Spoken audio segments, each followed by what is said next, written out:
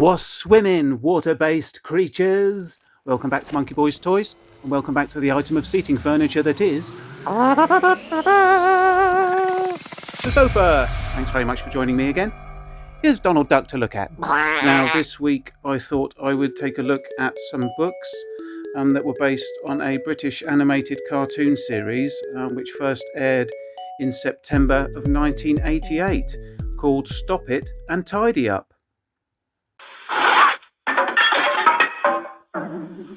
Stop it and tidy up.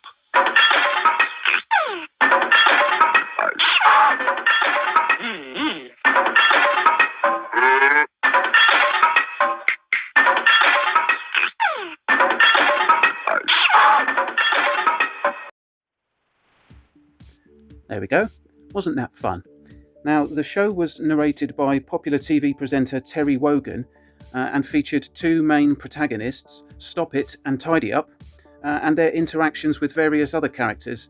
And it was a light-hearted kind of morality tale-based show aimed at sort of very young children, perhaps from the age of sort of 3 or 4, 5 years old, that sort of thing. Now, each character, or in some cases pair of characters, were named after a phrase or a saying that a parent might say to a child, such as, "Eat your greens, go and play," and "I said no." And the series was set in the mythical land of Do As You're Told. Each episode was about 5 minutes long. There were 13 episodes of the cartoon broadcast, and a series of tie-in books was also produced in 1988. Although there were only 12 books published, for some reason the episode Say Please and Say Thank You was never released as a book. But before we have a look at the books, let's remove Donald from the scene. There we go. He's gone. And let's bring in the books. Here we go. Now, as I say, there were 12 books published. They're very small, colourful books, but I thought we'd have a look at these in the order that the episodes were originally broadcast. So first up we have Be Quiet and Behave, the two B's there. And this story is called The Bumbling Bees. We'll just have a quick flick through this book so you can get an idea of how colourful and simplistic they are. As you see, there's not much reading to be done, but they are very colourful, and the characters are very fun and interesting. Now, I was a little bit old when this show was aired on the TV. I was probably about 11 years old, so although I didn't watch it as a young child might, I was still very aware of it, and I thought it was quite amusing that the characters were named after sayings and phrases that you might say to a young child. But so this is the kind of thing. Here we got Stop It jumping around. He lives in a dump. So yeah, as you can see, the stories are very simplistic. And as I said earlier, they're sort of morality tales in a very, very loose sense. They're very light and fun. There's nothing drastic happening in the stories. This one tells the story of the bees who are sort of flying about and dropping various things all over the place. They stole the roof off of Tidy Up's house by mistake. But anyway, there we go. There's Be Quiet and Behave. That's the first book in the series, and indeed the first cartoon that was shown. Next up, we've got Eat Your Greens. Now, here is Eat Your Greens. There he is, and this story is called The Greedy Garden Gobbler. And again, as we saw in the previous book, it's just a very, very simplistic story. This one all about Eat Your Greens, who likes to come and gobble up everything that other people should be eating instead. If I'm honest, I haven't read all of these stories because I'm 47 years old nearly. But there we go. Next up, we've got Comb Your Hair, and there's Comb Your Hair, and the story is called The Picnic Spot. This obviously belonged to somebody called Harvey. So there we go. That's Harvey's book, but now it's mine. Next up, we've got Wash Your Face, and here is Wash Your Face in the story The Puddle Pest. So I'm guessing Wash Your Face was quite mucky all the time and needed his face to be washed. As I'm flicking it in the wrong direction. Here we go. We can see Stop It bouncing around in some mud. So there we go. There's the puddle pest. and the book Wash Your Face. Next up, we've got Go and Play. Now, this large red character on the front of this book is actually a character called I Said No. But let's open up and see what Go and Play looks like. There's Go and Play, and this story is the great football game. So there we go. Encouraging children to go outside and play rather than stay inside annoying their parents, perhaps. Next up, we've got the character I've just mentioned, which is I Said No. And so here he is. He's a very big, angry-looking character, and he features in the story The Great Gherkin Feast. Now, if I remember correctly, I Said No had a little sort of companion creature. And actually, I'm flicking through the book, and I haven't come across him yet. There we go. He had this little companion creature. It was at this point he knew he'd fucked up. But let's see if we can find out what his little characters. Yes, do as you're told. Oh no, do as you're told is the land that they lived in. Sorry, I'm getting confused. I think maybe he was called Don't Do That. This little character, I think perhaps it doesn't say in here what he was called.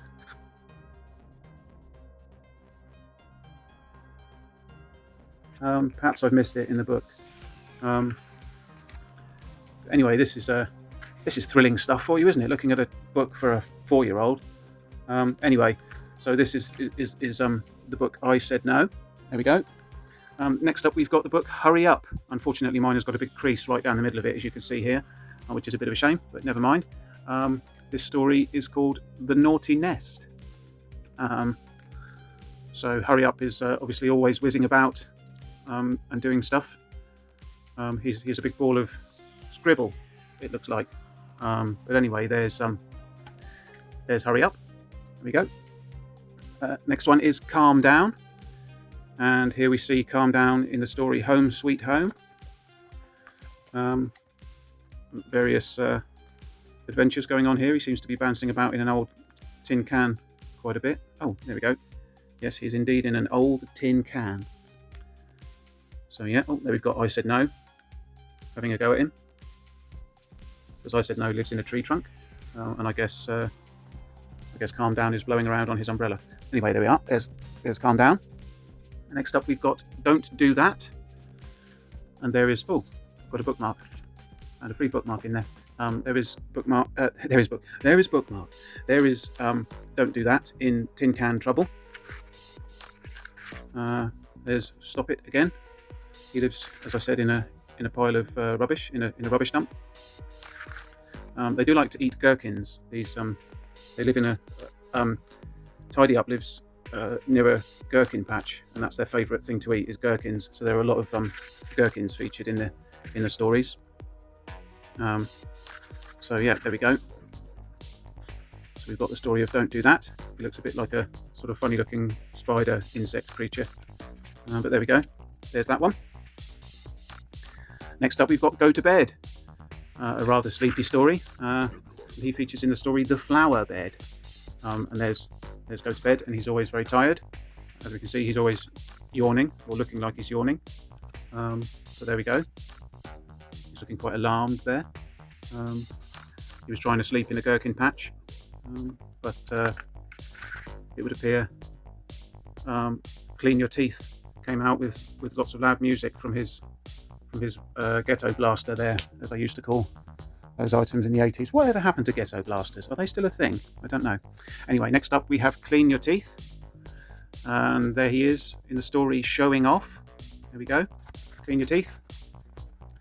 Now these books are still available, but they can be very expensive. I've seen some of these in good condition for an incredibly large amount of money, sometimes £60 or £70 for one book.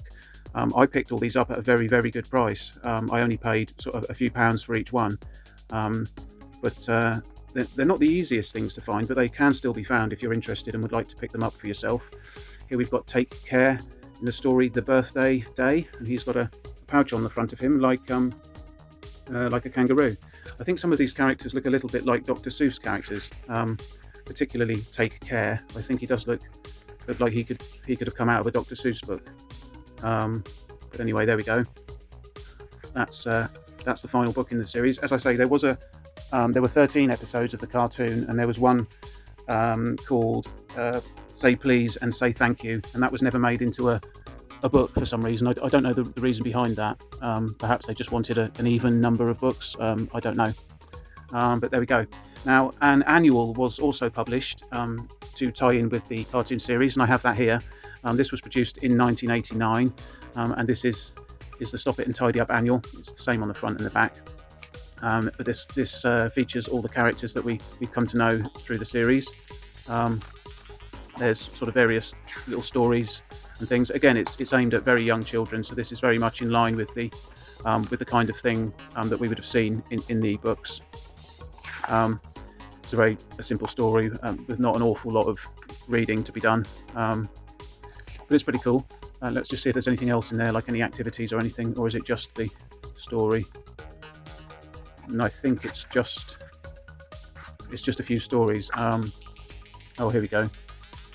Here's some information about making a drink, presented by Clean Your Teeth. So there are a few other things in here. We've got a board game, I guess, or a sort of game that you can play. But of course, these are aimed at sort of very, very young children, so it's not the sort of thing I'm going to sit and read from cover to cover. But I just wanted to have these items in the collection because I have good memories of seeing this show when I was a bit younger, and just thinking it was quite amusing that all the characters were named after phrases that you might say to a child. So there we go. There's the annual, and yeah, that's sort of it, really. I hope you enjoyed that little look at these Stop It and Tidy Up books. If you did enjoy the video, please do give it a thumbs up and share it with any other water-based creatures you may know. And do subscribe to the channel if you haven't already done so. And do leave me a comment and let me know what you thought of these books. Do you remember this show from when you were young? Let me know your thoughts. But I guess until the next time, I'm going to make like a shepherd and get the flock out of here. See you later. Bye.